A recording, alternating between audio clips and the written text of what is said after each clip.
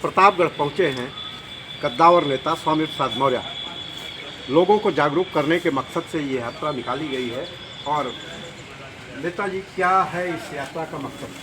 देखिए, इस यात्रा का मकसद बहुत साफ है, नाम से ही स्पष्ट है। संविधान सम्मान एवं जनहित कार्य। आज संविधान की कसम खाने वाले देश के प्रधानमंत्री और मुख्यमंत्री संविधान की धज्जियां उड़ा रहे हैं। क्या संविधान खतरे में लग रहा है? संविधान को खत्म करने की कोशिश की जा रही है। जब भारतीय संविधान कहता है वर्ण, जाति, धर्म, लिंग, जन्म स्थान के आधार पर किसी के साथ भेदभाव नहीं किया जा सकता, तो हिंदू मुसलमान का एजेंडा क्यों? मस्जिद मंदिर का एजेंडा क्यों? जब संविधान के अनुच्छेद 15(4), 16(4) और अनुच्छेद 340 के अंतर्गत SC, ST, OBC को आरक्षण की सुविधा मिली है, तो आरक्षण शून्य निष्प्रभावी क्यों किया जा रहा है? आज संविधान जो हमें अधिकार के रूप में दिया है, उन अधिकारों को चलने की कोशिश क्यों की जा रही है? इसका मतलब है आज देश का पूरा नौजवान बेरोजगारी का दंश झेल रहा है। जब से सत्ता में आया, सरकारी नौकरियां गायब हो गई। भूले बिसरे कभी कोई जगह आई भी तो नकल की भेंट चढ़ गई। जब सरकारी नौकरियां नहीं रहेंगी तो देश का नौजवान बेरोजगार होगा, गरीब होगा, लाचार होगा, बदहाल होगा। आरक्षण अपने आप खत्म हो जाएगी। माननीय प्रधानमंत्री जी जब भी चुनाव आता है तो पिछड़े की दुहाई दे करके, पिछड़ों का रोना रो करके वोट लेते हैं। सत्ता में आने के बाद कहते हैं, जब जातिवाद जनता की बात आती है तो कहते हैं नहीं, हमें पिछड़े से मतलब नहीं है, हमें गरीब से मतलब है। और यही नहीं, आज महंगाई आसमान पर, आम लोगों का जीना दूभर हो गया। 80 करोड़ लोग इस देश में गरीब लाचारी की जिंदगी जी रहे हैं। प्रधानमंत्री खुद कहते हैं कि हम 80 करोड़ लोगों को 5 किलो 10 किलो चावल देते हैं। जो जिसकी जिंदगी 5 किलो 10 किलो चावल पे आके ठहर जाती है, क्या वो गरीब अमीर है? तो स्वाभाविक रूप से जब सरकार स्वीकारती है कि 80 करोड़ लोग 5 किलो 10 किलो चावल पर जिंदगी जी रहे हैं, इसका मतलब ये गरीबों का देश है, मजलूमों का देश है, लाचार बेबस लोगों का देश है। और कहते हैं हम विश्वगुरु बनने जा रहे हैं।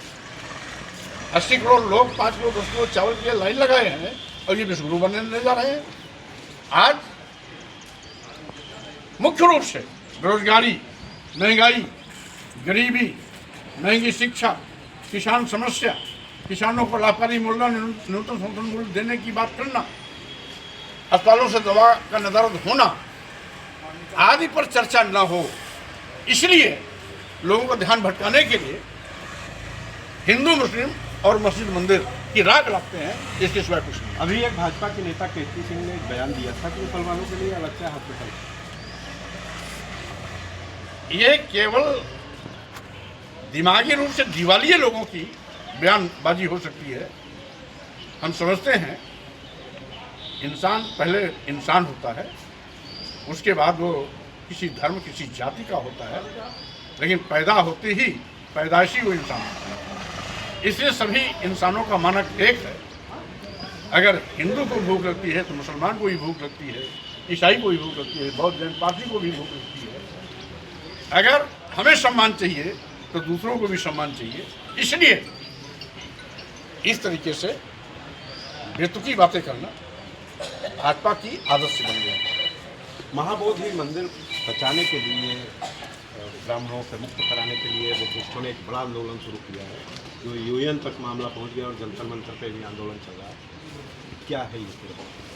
स्वाभाविक रूप से ये सरासर गलत परंपरा की शुरुआत है। जब अयोध्या स्थित राम मंदिर ट्रस्ट में तथाकथित हिंदुओं के अलावा कोई भी बौद्ध, जैन, पारसी, ईसाई, मुस्लिम प्रतिनिधि नहीं है, तो बोध गया बौद्ध मठ के मन में ब्राह्मणी की एंट्री क्यों?